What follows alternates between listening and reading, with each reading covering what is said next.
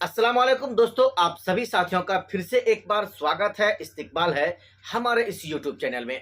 दोस्तों, आज के इस वीडियो के माध्यम से मैं आप तक एक बहुत बड़ी जानकारी लेकर हाजिर हुआ हूं।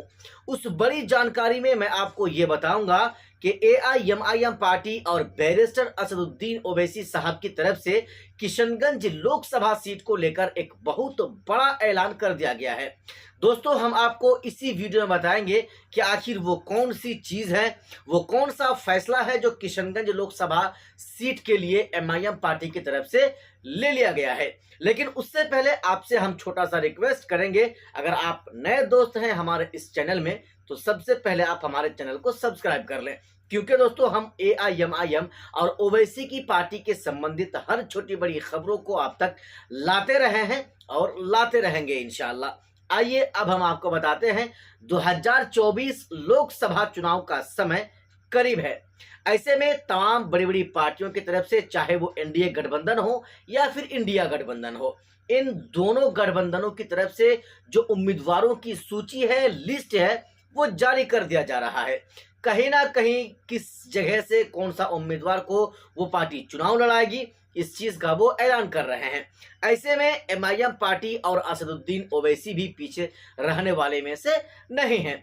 उसने भी यानी उन्होंने भी एक बहुत बड़ा ऐलान कर दिया है। ऐलान दोस्तों ये है, 2019 में किशनगंज लोकसभा सीट से चुनाव लड़े अख्तरुल ईमान साहब को 2024 के लिए उम्मीदवार घोषित कर दिया गया है। जी हाँ, आप सही सुन रहे हैं, अख्तरुल ईमान साहब को छोड़कर लोकसभा चुनाव लड़ने का कोई दूसरा चेहरा किशनगंज जिला में है भी नहीं है।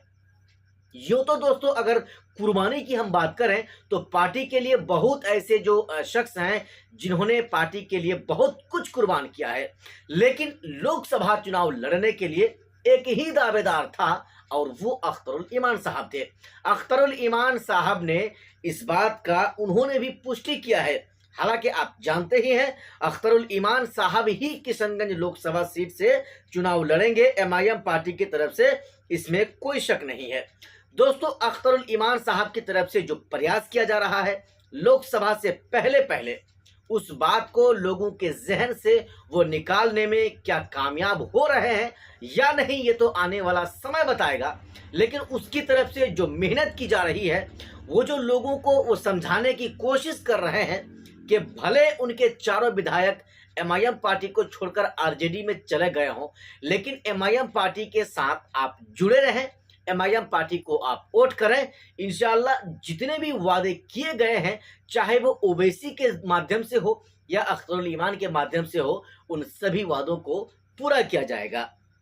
लोकसभा चुनाव को लेकर के भारतीय जनता पार्टी की तरफ से भी एक सूत्र से खबर निकल कर आ रही है। हालांकि किशनगंज लोकसभा सीट को लेकर बहुत सारे सवाल खड़े हो रहे हैं, अटकलें सामने आ रही है कि एनडीए का कौन सा उम्मीदवार होगा।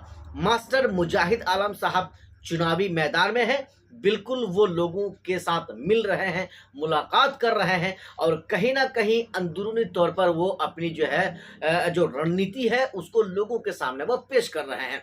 लेकिन जो खबर निकल कर आ रही है कि किशनगंज जिले से हो सकता है कि लोकसभा की सीट जो है एनडीए में बीजेपी के खाते में चले जाए।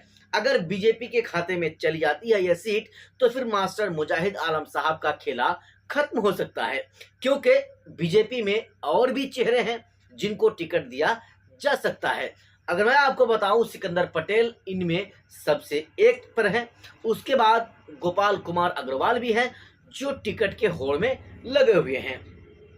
आज की जो खबर है, अख्तरुल ईमान साहब कोचाधामन विधानसभा के कमलपुर पंचायत के पूर्व मुखिया दानिश इकबाल साहब के घर वो पहुंचे थे और वहां जाकर जो है लोगों से मिले और जो पीड़ित परिवार है उन लोगों के साथ जो है उनकी बातें हुई और फिर जो है उनको वो सांत्वना दिए।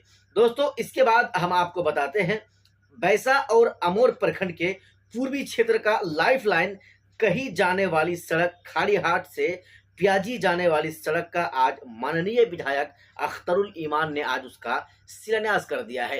दोस्तों, वाकई में अगर आप एमआईएम के चाहने वाले हैं और ओवैसी के साथ आपकी दिल लगी है, अख्तरुल ईमान को अगर आप वोट देना चाहते हैं तो हमारे इस वीडियो को आप शेयर जरूर करें। बाकी हमारे इस वीडियो के नीचे कमेंट बॉक्स में आप अपनी राय भी जरूर दें कि आने वाला लोकसभा चुनाव में आप भी अगले 5 साल के लिए सांसद किसको बनाएंगे।